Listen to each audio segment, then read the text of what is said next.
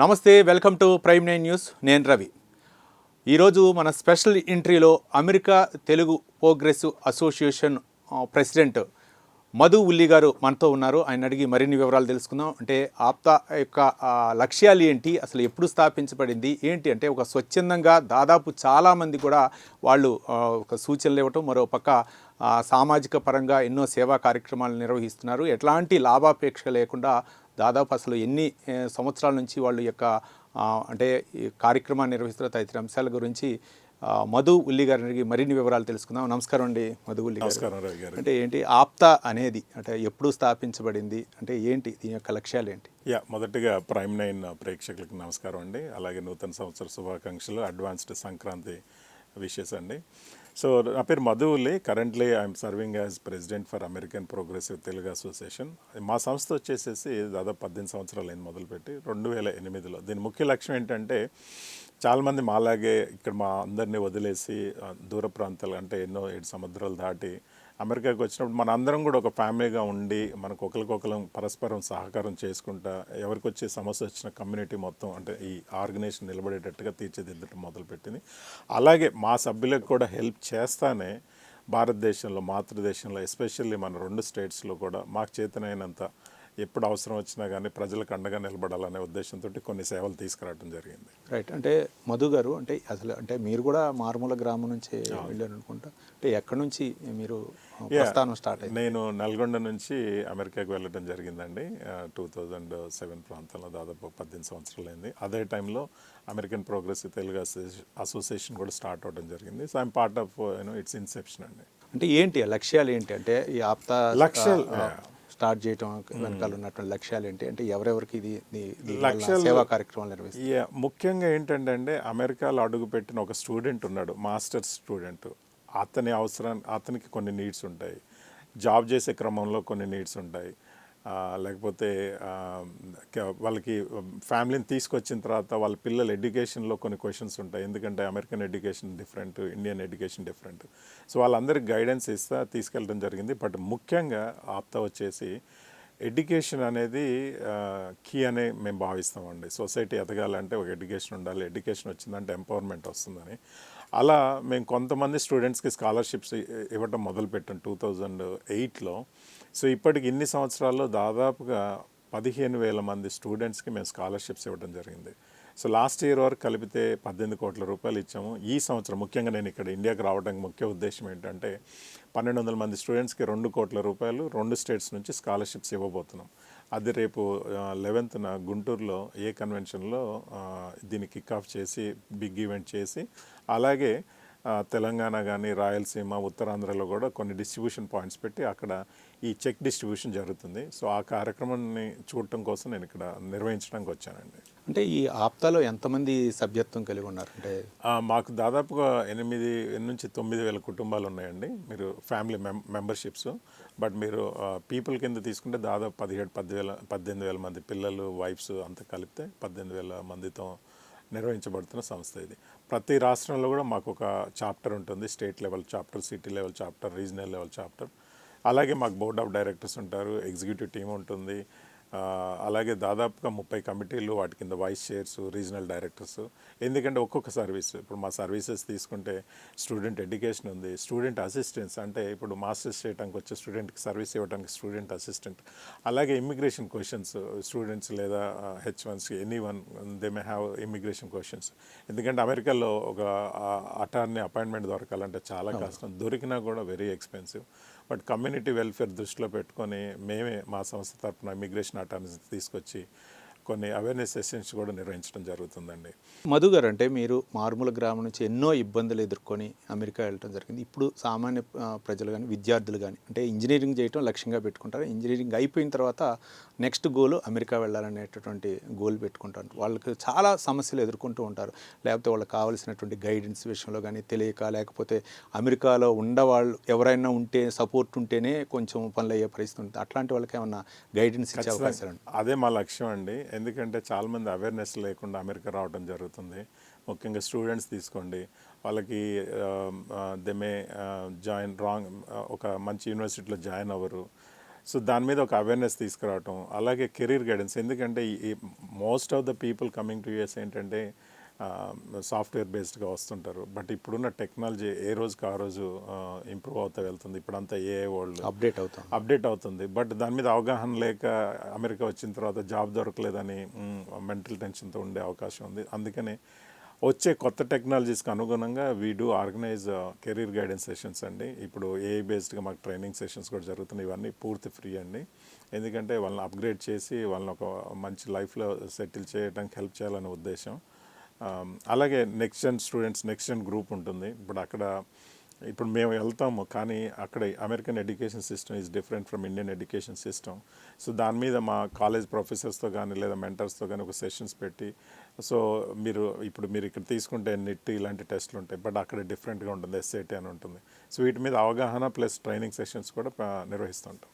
అంటే ఇప్పుడు మిగిలినటువంటి అసోసియేషన్ చాలా ఉన్నాయి. అంటే అమెరికా నుంచి వచ్చేవాళ్ళు కొన్ని రీజనల్ వైజ్గా కూడా వాళ్ళు కొంతమంది అసోసియేషన్స్ స్థాపించారు. వాటికి ఈ ఆప్తాకి డిఫరెంట్ ఏంటి? ఖచ్చితంగా అండి. అంటే అన్ని ఆర్గనైజేషన్స్ తెలుగు వారికి ఏదో ఒక హెల్ప్ చేయాలనే ఉద్దేశం, బట్ ఒక్కొక్క ఆర్గనైజేషన్కి ఒక్కొక్క లక్ష్యం ఉంటుంది. మాకు వచ్చేసి ముఖ్యంగా ఎడ్యుకేషన్ ప్రొవైడ్ చేయటం సొసైటీకి, అలాగే వాళ్ళకి జాబ్ ఆపర్చునిటీస్లో కెరీర్ గైడెన్స్లో హెల్ప్ చేసి వాళ్ళని లైఫ్లో ఉన్నత స్థాయిలో చూడాలి. ఎందుకంటే ఒక విద్యార్థి చదువుకొని ఒక జాబ్ తెచ్చుకొని ఎదిగినప్పుడు సొసైటీ అలాగే ఇండియా మొత్తం అభివృద్ధి చెందే అవకాశం ఉంటుంది. కొన్ని సంస్థలు కల్చరల్ ఆర్గనైజేషన్ బేస్డ్గా ఉండొచ్చు, కొన్ని సంస్థలు మెడికల్ హెల్త్ కేర్ బేస్డ్గా ఉండొచ్చు. సో ఒక్కొక్క దానికి దానిది, బట్ ఆప్తా వచ్చేసి ఎడ్యుకేషన్ బేస్డ్. మధు గారు, అంటే చాలామంది కూడా విద్యార్థులు అంటే చదువులో రాణించి అమెరికా వెళ్ళాలనేటువంటి కోరిక మనం ఇంతకుముందు చెప్పుకున్నాం. అంటే వాళ్ళు కూడా అంటే ఖర్చుతో కూడుకున్నటువంటి అమెరికా అంటే అసలు వెళ్ళాలంటే వాళ్ళకి గైడెన్స్ ముఖ్యం. అక్కడ స్టాండ్ అవ్వాలంటే ముఖ్యంగా అక్కడ జాబ్ చేయాలన్నా సరే వాళ్ళకి ఏమన్నా అవేర్నెస్ కల్పించి వాళ్ళకి ఏమన్నా గైడెన్స్ ఇచ్చే అవకాశాలు ఉన్నాయనుకో. ఖచ్చితంగా అండి. మా దాంట్లో ఉన్న సర్వీసెస్ ఏంటంటే ఇమిగ్రేషన్ అసిస్టెన్స్ ప్రోగ్రామ్ ఒకటి ఉంటుంది. అలాగే ఈ ఐటీ కంపెనీస్, మా నెట్వర్క్లో ఉన్న ఐటీ కంపెనీస్ హైరింగ్ మేనేజర్స్ అందరినీ కూడా ఒక గ్రూప్ కింద తీసుకొచ్చి వాళ్ళ ద్వారా అవేర్నెస్ సెషన్స్, రావాలనుకునే వారికి, వచ్చిన తర్వాత ఇబ్బందులు పడేవారికి, వచ్చిన తర్వాత ఎదగాలనుకునే వారికి, వారందరికీ అకార్డింగ్లీ సెషన్స్ నిర్వహించడం జరుగుతుంది. అంటే చాలామంది కూడా కన్సల్టెన్సీ ద్వారా వెళ్తూ ఉంటారు. వాళ్ళకి మీరు చెప్పేటటువంటి ఎలాంటి సందేశం ఇస్తారు? అంటే కన్సల్టెన్సీ నమ్మాలా లేకపోతే ఏంటి, అనవసరంగా డబ్బు పెట్టి మోసపోవద్దని ఏమైనా చెప్పారు? మంచి క్వశ్చన్ అండి. ఎందుకంటే కన్సల్టెన్సీని గుడ్డిగా నమ్మొద్దు, దాని క్రెడిబిలిటీ చూసుకోండి. ఇవాళ రేపు ఏ కన్సల్టెన్సీ మీరు గూగుల్లో కొన్ని వెబ్సైట్స్లో దాన్ని ఏమంటారు ఇన్ఫర్మేషన్ ఉంటుంది. సో వాళ్ళ H1 సక్సెస్ రేట్ ఏంటి, వాళ్ళ క్రెడిబిలిటీ ఏంటో చూసుకున్నారండి. జస్ట్ గుడ్డిగా నమ్మి రావద్దు. మధు గారు, చాలామంది కూడా పిల్లలు ఇప్పుడు కార్పొరేట్ విద్య వైపే ఎక్కువగా మొగ్గు చూపుతున్నారు. చాలామంది అంటే పేద ప్రజలు అవ్వచ్చు, లేకపోతే మధ్యతరగతి ప్రజలు అవ్వచ్చు. అంటే మీరు కూడా గ్రామ స్థాయి నుంచే వెళ్ళారు. వాళ్ళకు ఎలాంటి అంటే మీరు ఇచ్చేటటువంటి సలహా ఎలా చెప్తారు? పర్సనల్ ఐ బిలీవ్ మనకి ఓన్గా నేర్చుకొని జీవితంలో ఎదగాలని ఉండాలండి. సో మనకు ఆ లక్ష్యం లేకుండా మీరు ఏ కార్పొరేట్ సంస్థలో చేరినా లేదా ఎంత ఇంటర్నేషనల్ స్కూల్ చేరినా ఉపయోగం లేదు. ఎందుకంటే ఒకప్పుడు అంటే మీకు నాలెడ్జ్ అందుబాటులో ఉండేది కాదు. మీకు లైబ్రరీ ఉండాలి, దాంట్లో బుక్స్ ఉండాలి, లేకపోతే మంచి టీచర్స్ ఉండాలి. ఇవాళ మీరు గూగుల్, ప్రతి ఒక్కరికి ఇంటర్నెట్ అవైలబిలిటీ ఉంది. సో మీరు మంచి ఇన్ఫర్మేషన్ ఇంటర్నెట్ ద్వారా చూసుకొని మీరు జీవితంలో ఎదగవచ్చు. I don't believe in studying in big schools అండి. అంటే అక్కడ చాలామంది కూడా ఇప్పుడు అమెరికా ఉన్న ప్రస్తుత పరిస్థితుల్లో చాలామంది విద్యార్థులు ఇబ్బంది పడే పరిస్థితి వచ్చింది. అంటే చదువు విషయంలో అవ్వచ్చు, లేకపోతే జాబ్ పరమైనటువంటి విషయంలో వాళ్ళకి ఎలాంటి సూచనలు ఇస్తాను? ఖచ్చితంగా అండి. ఈ టైంలో అమెరికా రావాలనుకోవటం మటుకు కొద్దిగా ఆలోచించి నిర్ణయం తీసుకోండి. ఎస్పెషల్లీ స్టూడెంట్స్కి మీకు ఫైనాన్షియల్లీ ఎఫర్డబుల్, మీ పేరెంట్స్ మీకు సహకరిస్తారు అనుకుంటేనే రండి. అంతేగాని ఒక సెమిస్టర్ ఫీజు కట్టి అమెరికా వచ్చి అక్కడ ఏదో ఉద్యోగం చేసుకొని సంపాదించి ఫీజు కట్టుకోవాలనుకుంటే ఖచ్చితంగా రావద్దు. ఇది సరైన సమయం కాదండి. మధు గారు, అంటే చాలామంది కూడా క్యాంపస్ సెంటర్లో సెలెక్ట్ అవుతూ ఉంటారు. అంటే వాళ్ళు ఆ సెలెక్ట్ అయిన తర్వాత అక్కడ జాబ్ పరంగా వాళ్ళకంతా కూడా అంటే మంచిగానే ఉంటుంది అనుకోవచ్చా అమెరికాలో, లేకపోతే ఏమైనా స్ట్రగుల్ ఫేస్ చేసే అవకాశాలు లేదు, మీరు ఇక్కడ ప్లేస్మెంట్ అయ్యి అమెరికా రావడం వల్ల ఆ కంపెనీనే చూసుకుంటుంది మీ ఎయిర్ టికెట్స్ దగ్గర నుంచి మీ శాలరీ కానీ అదంతా కూడా. ఎందుకంటే మీరు జాబ్ చూసుకొని కన్ఫర్మ్ చేసుకొని రావడం ఆల్వేస్ బెటర్ అండి. అంటే స్టూడెంట్స్ పరంగా ఇప్పటివరకు కూడా స్కాలర్షిప్ పరంగా వాళ్ళకి అంటే మెరిట్ ప్రాతిపదికన, లేకపోతే ఏ విధంగా వాళ్ళకి స్కాలర్షిప్లు ఇస్తున్నారు? మాది ఆప్తా స్టూడెంట్ ఎడ్యుకేషన్ ప్రోగ్రామ్ అండి. ఇది ఏంటంటే 3 క్రైటీరియా ఉంటుంది. ఒకటి వచ్చేసేసి మెరిట్, మీకు మినిమం 80% మార్క్స్ ఉండాలి, ఎకనామికల్లీ బ్యాక్వర్డ్ అయి ఉండాలి, అండ్ ఎస్పెషల్లీ మా 8,000 మంది మెంబర్స్ లైఫ్ మెంబర్స్ రెఫర్ చేసిన వాళ్ళు అయి ఉండాలి. ఎందుకంటే మేము ఓపెన్గా వెళ్ళినప్పుడు కొన్ని లక్షల అప్లికేషన్స్ వచ్చినప్పుడు ప్రాసెస్ చేయడం కష్టం అవుతుంది. సో అందుకని మా మెంబర్స్ ఇచ్చే రెఫరెన్స్ క్రెడిబిలిటీ ఆధారంగా మాకున్న ASCP team, Aapta student education program team ఉంటుంది. వాళ్ళందరూ అప్లికేషన్ డాక్యుమెంట్స్ వెరిఫై చేసి ఆ స్టూడెంట్తో మాట్లాడి నిజంగా అతను డిజర్వ్డ్ క్యాండిడేట్ అనుకున్నప్పుడు ఆ సెలెక్ట్ చేయడం జరుగుతుంది. అలా సెలెక్ట్ చేసిన స్టూడెంట్సే ఈ 1,200 మంది. అంటే చాలామంది ఉంటారు ఆప్తాని అప్రోచ్ అవ్వాలంటే ఏంటి అంటే ఒక టోల్ ఫ్రీ నెంబర్ ఉందా, లేకపోతే దానికి ఏమన్నా వెబ్సైట్? ఖచ్చితంగా మా వెబ్సైట్ ఉందండి, ap-ta.org. ఆ వెబ్సైట్కి వెళ్ళుంటే మా ఆప్తాలో ఉన్న 30 సర్వీసెస్, ఆ కమిటీ చైర్స్ వాళ్ళ ఇన్ఫర్మేషన్ ఉంటుంది. స్టూడెంట్ ఎడ్యుకేషన్ వచ్చేసరికల్లా ఏఎస్సిపి టీమ్ కమిటీ డీటెయిల్స్ ఉంటాయి. సో అక్కడ మీరు మేము ఎప్పుడైతే ఈ స్కాలర్షిప్ అప్లికేషన్స్ ఇన్వైట్ చేస్తామో అప్పుడు నోటిఫికేషన్ అక్కడ పెట్టడం జరుగుతుంది వెబ్సైట్, అక్కడ నుంచి అప్లై చేసుకోవచ్చు. మధు గారు, అంటే ఈ ఓన్లీ స్టూడెంట్స్ వాళ్ళకి హెల్ప్ చేయటమేనా, లేకపోతే మిగిలినటువంటి ఏమైనా సామాజిక సేవా కార్యక్రమాలు కూడా ఆప్టా ముందుందండి? మంచి ప్రశ్న అండి. సామాజిక సేవ అనేది డెఫినెట్లీ అండి. ఇండియాలో అమెరికాలో ఉండే ఎన్ఆర్ఐస్కి, అలాగే ఇండియాలో ఎప్పుడైతే సమాజానికి మా సేవలు అవసరం అనుకుంటామో ముందుకు రావడం జరుగుతుంది. మేము లాస్ట్ సర్వీసెస్ చూసుకుంటే we did lot of blood rice అండి. అలాగే మనకి 2023లో వచ్చిన తుఫాన్, 24లో వచ్చిన తుఫాన్ అయితే ఏంటి, విజయవాడ ఖమ్మం ఈ ఫుడ్ ప్యాకెట్స్ ఇవ్వడం, కిట్స్ ఇవ్వడం జరిగింది. అలాగే 2018-19 ప్రాంతంలో కూడా ఈ sanitary pads distribution, sanitary pads అవసరం గుర్తించాము. సో అలా మేము ఆ 2 సంవత్సరాల్లో దాదాపు 10 లక్షల శానిటరీ ప్యాడ్స్ మారుమూల గ్రామాల్లో ఉన్న బాలికలకు అందజేయడం జరిగింది. అలాగే కల్చర్ని కూడా పెంపొందించాలని రకరకాల ఈ సంక్రాంతి అయితే ఏంటి, దసరా ఇలాంటి ఈవెంట్స్ కూడా నిర్వహిస్తూ ఉంటాం. ఎందుకంటే మన నెక్స్ట్ వచ్చే జనరేషన్స్ మన కల్చర్ని మర్చిపోకూడదనే ఉద్దేశంతో. అలాగే మెడికల్ క్యాంప్స్ అండి. ఇప్పుడు మారుమూల గ్రామీణ ప్రాంతాల్లో చాలామంది వీళ్ళు ఏంటంటే ఆరోగ్యాన్ని నిర్లక్ష్యం చేస్తూ ఉంటారు, హాస్పిటల్కి వెళ్ళరు. But prevention is better than cure అని మేము గట్టిగా నమ్ముతాము. అందుకని ఈ మెడికల్ క్యాంప్స్ ద్వారా వాళ్ళకి మెడికల్ చెకప్స్ నిర్వహించి రకరకాల డాక్టర్స్ తీసుకొచ్చి ఏమైనా సమస్యలు ఉంటే వాటికి ముందే వైద్యాన్ని అందించడం. అలాగే ఈ ఐ క్యాంప్స్ కూడా నిర్వహించాం. చాలామందికి, కొన్ని వేల మందికి ఉచితంగా కంటి పరీక్షలు చేయించి ఈ గ్లాసెస్ కూడా అమర్చడం జరిగింది. సో ఇంకా అంటే ఈ సేవలతో పాటు సమాజాన్ని ఎంపవర్ చేయాలనే ఉద్దేశంతో మేము లాస్ట్ 2025 జనవరి 3rd, 4th, 5thలో హైటెక్స్లో భారీ ఎత్తున వ్యాపారవేత్తల సదస్సు, దాన్ని ఆప్తా క్యాటలిస్ట్ అంటాం, అక్కడ నిర్వహించి దాదాపు 4,000 మందిని ఒక ప్లాట్ఫామ్ కింద తీసుకొచ్చి వ్యాపారంలో ఆల్రెడీ అకంప్లిష్డ్, వ్యాపారంలో రాణించాలనే వాళ్ళకి అందరినీ ఒక ప్లాట్ఫామ్ కింద తీసుకొచ్చి ఒక నెట్వర్క్ క్రియేట్ చేసి ఎంపవర్ చేసే ప్రయత్నం కూడా జరిగింది. దానివల్ల మంచి లక్ష్యాలనే సాధించగలిగామండి. బిజినెస్ పరంగా డెవలప్మెంట్ గురించి వాళ్ళకి చెప్పడం, మరోపక్క అంటే చాలామంది అంటే నిరుద్యోగులు అవ్వచ్చు, లేకపోతే మహిళలు ఉంటారు, వాళ్ళకి కూడా ఏమన్నా? కరెక్ట్ అండి. ఎందుకంటే ఇప్పుడు నేను అన్నట్లుగా స్కాలర్షిప్ ఇవ్వాలంటే ఇచ్చే స్తోమత ఉన్న వాళ్ళు కూడా ఉండాలి. సో ఇచ్చే స్తోమత ఉన్న వాళ్ళని తయారు చేసినప్పుడే మిగతా వారికి సహాయం చేయగలం. అవును. అంటే చాలామంది కూడా మీరు అన్నట్లు మెడికల్ క్యాంపు నిర్వహించడం అనేది, అంటే మీరు నల్గొండ జిల్లా అంటే అక్కడ ఫ్లోరోసిస్ ఎక్కువగా ఉంది, అట్లాంటి దానికి ఏమన్నా అవేర్నెస్ ఏమన్నా తీసుకొచ్చారు? ఫ్లోరోసిస్ గురించి అంటే ఇప్పుడు కొద్దిగా definitely Nalgonda lot of good changes వచ్చాయండి. ఒకప్పుడు అంటే నేను చిన్నప్పుడు అది ఉంది, ఆ ఇబ్బంది. బట్ డెఫినెట్లీ ఎక్కడ ఏ నీడ్ కావాలో దానికి సంబంధించిన స్పెషలిస్ట్ని తీసుకొచ్చి అవేర్నెస్ సెషన్స్ చేస్తూనే ఉంటాం. కానీ 2 తెలుగు రాష్ట్రాలు అంటే ప్రభుత్వాలతో అప్రోచ్ అవుతున్నారా? ప్రభుత్వాల సహాయ సహకారాలు ఎలా ఉన్నాయంటే మీరేం చెప్తారు? ఖచ్చితంగా అండి. ఏ ప్రభుత్వం ఉన్నా కానీ వారితో కలిసి మాకేమైనా ఎటువంటి హెల్ప్ కావాలని అడగడం జరుగుతుంది. అలాగే ప్రభుత్వానికి మా వంతు ఏదైనా సహాయం చేయాలన్నా కానీ చేయడం జరుగుతుంది. ఇందాక నేను చెప్పినట్టుగా తుఫాన్ వచ్చినప్పుడు ప్రభుత్వానికి అండగా నిలబడి 2 ప్రాంతాల్లో కూడా మా వంతు సహాయం మేము చేయడం జరిగింది. ఫుడ్ కిట్స్ ఇవ్వడం జరిగింది.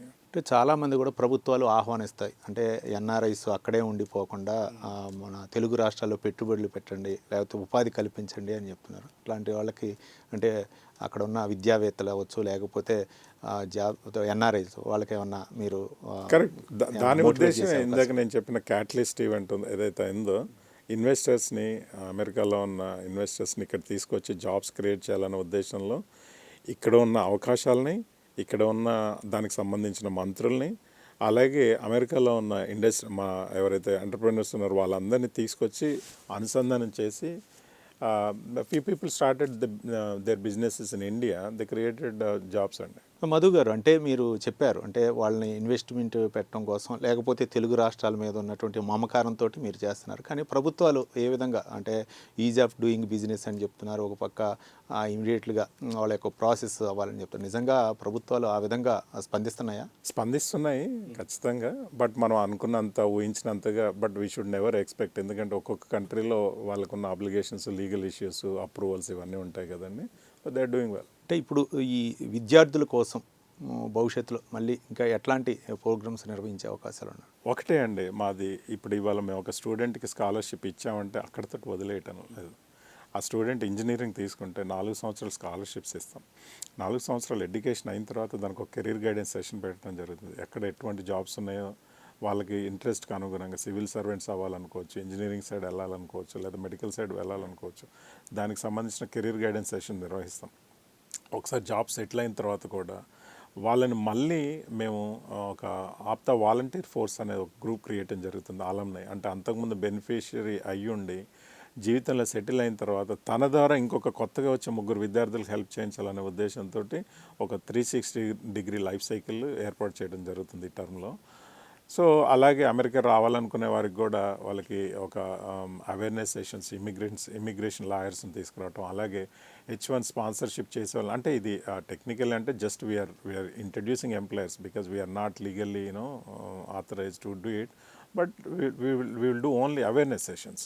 మధు గారు, అంటే దాదాపు 18 కోట్ల రూపాయలు ఇప్పటివరకు స్కాలర్షిప్ పరంగా వాళ్ళకి హెల్ప్ చేశామని చెప్పారు, స్టూడెంట్స్ పరంగా. అంటే ఏ కేటగిరీలో వాళ్ళకి ఈ స్కాలర్షిప్లు ఇచ్చారు? కరెక్ట్ అండి. మా స్కాలర్షిప్ ఎలిజిబిలిటీ వచ్చేసి intermediate, engineering, degree, chartered accountant అయి ఉండొచ్చు, మెడిసిన్ అయి ఉండొచ్చు. సో ఇంటర్మీడియట్ వాళ్ళకి 12,000 రూపీస్ ఇవ్వడం జరుగుతుంది, ఇంజనీరింగ్ వాళ్ళకి 18,000 రూపీస్ ఇవ్వడం జరుగుతుంది, మెడిసిన్ వాళ్ళకి 25,000 రూపీస్ ఇవ్వడం జరుగుతుంది. సో అలా 1 సంవత్సరం వదిలిపెట్టాం, 4 సంవత్సరాలు ఆ స్కాలర్షిప్ ప్రొవైడ్ చేస్తాం. కంటిన్యూ అవుతుంది 4 సంవత్సరాలు.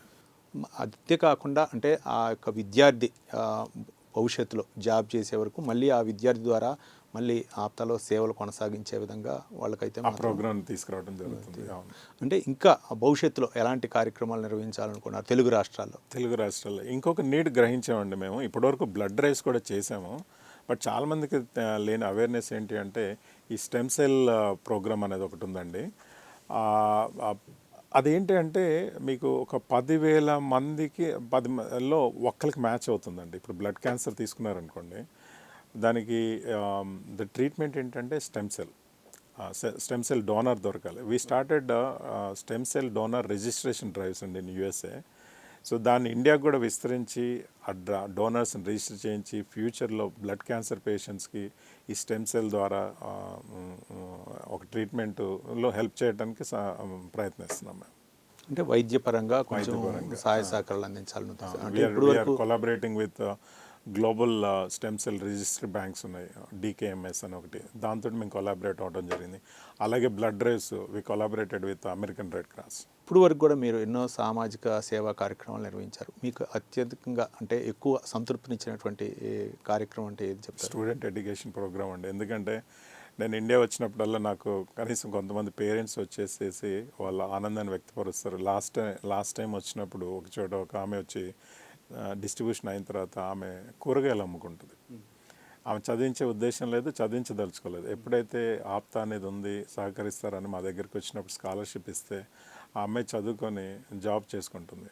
సో ఆ తల్లి కళ్ళల్లో ఆనందం. సో అలాంటి 4-5 ఇన్సిడెంట్స్ చాలు కదా జీవితంలో మనం ఏదో సాధించాం అనేది. ఎందుకంటే ఎంతో దూరం వెళ్తాం, ఎంతో డబ్బు సంపాదిస్తాం, కెరీర్లో ఎక్కడికి వెళ్తాం, బట్ 4 మంచి పనులు చేసినప్పుడే అది మనకి జీవితానికి ఒక తృప్తినిచ్చే సందర్భం అది. అంటే ఇంకొక అంశం అంటే యువత చాలామంది కూడా అంటే లేడీస్ కూడా చాలామంది అంటే అక్కడ అవకాశం ఉండదు చాలామందికి వాళ్ళకి ఏంటంటే లేడీస్కి ఈ అమెరికా వెళ్ళాలనే వాళ్ళకి ఏమన్నా ఆప్తా ద్వారా వాళ్ళ సహాయ సహకారాలు అందించే అవకాశం. మాకున్న కమిటీస్లో ఒకటి ఏడబ్ల్యూఈపీ అండి, ఆప్తా ఉమెన్ ఎంపవర్మెంట్ ప్రోగ్రామ్. దీని ద్వారా డెఫినెట్లీ ఇందాక నేను చెప్పినట్టుగా శానిటరీ ప్యాడ్ డిస్ట్రిబ్యూషన్ అయితే ఏంటి, లేకపోతే కెరీర్ గైడెన్స్ సెషన్స్ అయితే ఏంటి, ఉమెన్ ఎంపవర్మెంట్ ఎంటర్ప్రినర్షిప్ మెంటర్షిప్ ఏంటి, ఇలాంటి రకరకాల ప్రోగ్రామ్స్ ఉన్నాయండి. మధు గారు, అంటే వైద్యపరంగా అటు రాష్ట్ర ప్రభుత్వానికి కూడా కొన్ని సామాజిక సేవా కార్యక్రమాలు కూడా ఏదైనా విపత్తులు సంభవించినప్పుడు కూడా సహాయ సహకారాలు అందిస్తున్నారు. కానీ ప్రభుత్వ పరంగా చూస్తే ఏమైనా సపోర్ట్ ఉందా? అంటే మీకు ఏమైనా కావాల్సి వచ్చినప్పుడు నీడ్ కానీ, లేకపోతే ల్యాండ్ పరంగా, లేకపోతే ఏదైనా మౌలిక సదుపాయాల కల్పన పరంగా 2 తెలుగు రాష్ట్ర ప్రభుత్వాలు ఏమైనా సహాయ సహకారాలు అందిస్తున్నాయి అంటే ఏం చెప్తారు? అంటే ఇప్పటివరకు మేము ఆ ప్రయత్నం చేయలేదండి. ఎందుకంటే ప్రభుత్వ సాయం తీసుకోకుండానే కేవలం మా సభ్యుల వాళ్ళ డొనేషన్స్ ద్వారానే ఇలాంటి కార్యక్రమాలు నిర్వహించడం జరిగింది. డెఫినెట్లీ ప్రభుత్వం సాయం చేసినప్పుడు మేము అనుకున్న పనులనే ఇంకా మూడింతలు చేసే అవకాశం ఉంటుంది. ఆ ప్రయత్నాలు అయితే జరుగుతాయి. బట్ ఇప్పటివరకు మేము ప్రభుత్వం నుంచి సహాయం తీసుకొని చేసిన పరిస్థితి అయితే రాలేదు. But we're also part of the government, we have to help. అంటే ఇప్పుడు ఆంధ్రప్రదేశ్లో కూడా ఇప్పుడు ఉన్నటువంటి ప్రభుత్వం నేపథ్యంలో అక్కడ సామాజిక సేవా కార్యక్రమాలు ఏ విధంగా కొనసాగుతున్నాయి, అంటే ఎక్కడెక్కడ ఈ సేవా కార్యక్రమాలు కొనసాగుతున్నాయి? ఇది 2 రాష్ట్రాల్లో సేమ్ ప్రోగ్రామ్స్ అండి. స్టూడెంట్ ఎడ్యుకేషన్ అయితే ఏంటి, మెడికల్ క్యాంప్స్ అయితే ఏంటి, బ్లడ్ డొనేషన్ క్యాంప్స్ అయితే ఏంటి, ఇప్పుడు నేను ఇందాక చెప్పినట్టుగా స్టెమ్ సెల్ డోనార్ రిజిస్ట్రేషన్ అయితే ఏంటి, లేదా ఇప్పుడు ఏదైనా విపత్తులు సంభవించినప్పుడు we come up with plans. అప్పటికప్పుడు మాకున్న టీంతో డిస్కస్ చేసి we raise some funds and ఇక్కడ లోకల్లో ఉన్న వాలంటీర్స్ హెల్ప్ తీసుకొని సహాయం చేస్తుంటాం. ఇప్పుడు వరకు కూడా చాలా అంటే ఎక్కువగా ఏ అసోసియేషన్ చేయలేనటువంటి సేవలు ఆ ఫండింగ్ కూడా ఎక్కువగా స్కాలర్షిప్ రూపేణ ఇవ్వటం, సామాజిక సేవా కార్యక్రమం రూపం జరిగింది. అంటే ఇంకా దీన్ని ఇంకా పెంచే అవకాశాలు ఉన్నాయా మీ యొక్క స్ట్రెంత్ని? I wish I pray the god అండి. ఎందుకంటే ఇది ఎందుకంటే purely depending on affordability of our members కదా. సో మా మెంబర్స్ని పెంచుకుంటా ఇప్పుడు ఇవాళ 8,000 మంది లైఫ్ మెంబర్స్ ఉన్నారు.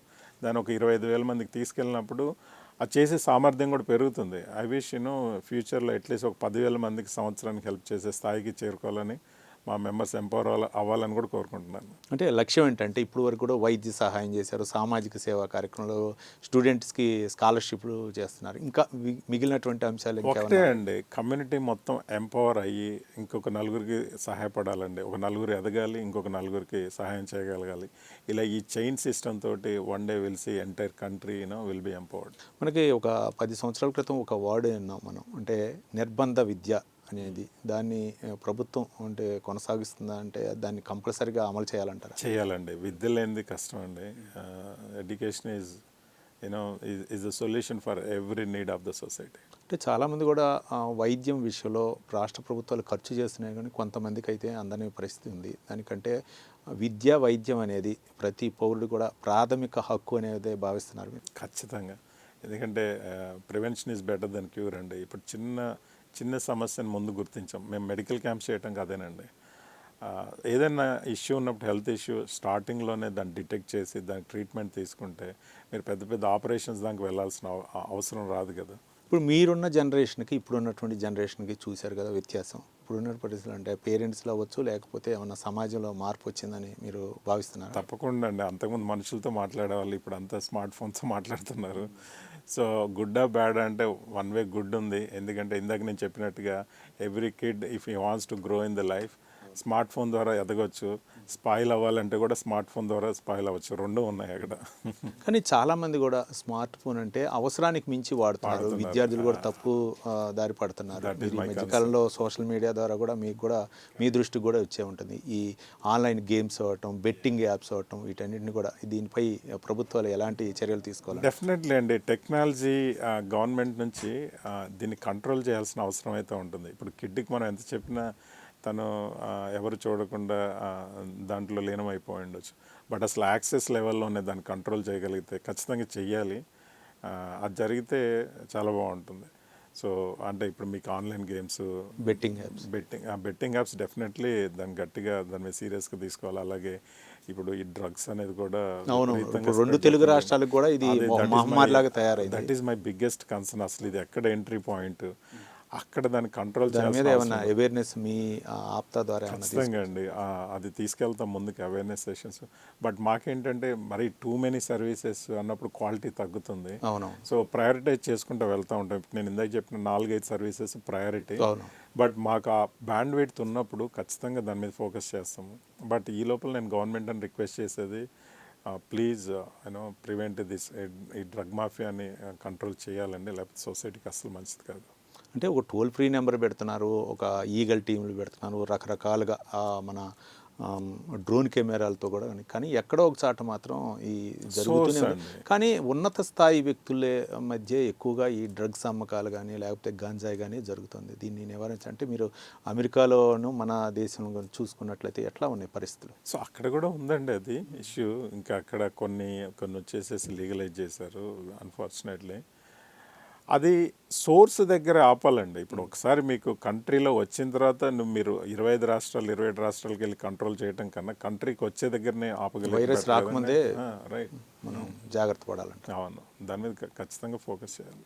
అంటే 2 తెలుగు రాష్ట్రాలు కూడా విశ్వ ప్రయత్నం చేస్తున్నాయి. టోల్ ఫ్రీ నెంబర్ 1930 కూడా పెట్టాయి. కానీ ఎక్కడో చాట మాత్రం అవి రోజు మేము వార్తలు చదువుతూనే ఉంటాం, రోజు కూడా అవి జరుగుతూనే ఉంటాయి. ఎందుకంటే ఒక విద్యార్థి అడిక్ట్ అయిన తర్వాత తనని మాన్పించడానికి రిహాబ్ సెంటర్లో వేయటం కన్నా అసలు అలవాటు లేకుండా చేయటం, అలాంటివి మన కంట్రీలోకి రాకుండా చూడాలండి. చివరిగా చెప్పండి మధు ఉల్లి గారు, అంటే ఆప్తా అనేది భవిష్యత్తులో ఎలాంటి కార్యక్రమాలు నిర్వహించబోతుంది, ముఖ్యంగా 2 తెలుగు రాష్ట్రాలు? ముఖ్యంగా అంటే ఈ ఉన్న సర్వీసెస్ని ఇంప్రూవ్ చేసుకుంటూ వెళ్తామండి. ఇవాళ 1200 మందికి ఇచ్చి ఈ సంవత్సరం, నెక్స్ట్ ఒక 10,000 మందికి ఇవ్వాలి. అది ఎన్ని సంవత్సరాలు పట్టుద్దో తెలియదు. దానికి కావాల్సింది ఏంటి అంటే మా మెంబర్షిప్స్ని పెంచుకుంటా, మా మెంబర్స్ బాగోగులు చూసుకుంటా, వాళ్ళు హ్యాపీగా ఉంటేనే వాళ్ళు నలుగురికి సహాయం చేయగలరు. వాళ్ళని ఎంపవర్ చేసుకుంటూ వెళ్ళి భారతదేశంలో ఎప్పుడు ఎటువంటి సమాజానికి ఎటువంటి సేవ కావాలన్నా ముఖ్యంగా విద్యార్థులకి ఆప్తా అనేది అండగా ఉంటుందండి. థ్యాంక్ యూ మధు గారు, మా స్టూడియోకి వచ్చి ఆప్తా గురించి సవివరంగా వివరించి మీరు భవిష్యత్తులో మరింత మందికి సేవ చేయాలని మనసారా కోరుకుంటున్నాం. ఇది అంటే America progressive Telugu association president Madhu Ulli గారు చెప్తున్నారు. మొత్తానికంటే ఎటువంటి లాభాపేక్ష లేకుండా మేము అంటే 2 తెలుగు రాష్ట్రాల ప్రజలకు సేవలు అందిస్తున్నాం. ముఖ్యంగా విద్యార్థులకి స్కాలర్షిప్ విషయంలో అవ్వచ్చు, లేకపోతే విద్య వైద్య పరంగా కూడా ఎన్నో సామాజిక సేవా కార్యక్రమాలు నిర్వహిస్తున్నాము. మరిన్ని సేవా కార్యక్రమాలు నిర్వహించాలని మన ద్వారా కూడా వారికి కోరుకుందాం. ఇది ఇవాళ స్పెషల్ ఇంటర్వ్యూ. చూస్తూనే ఉండండి ప్రైమ్ 9 న్యూస్.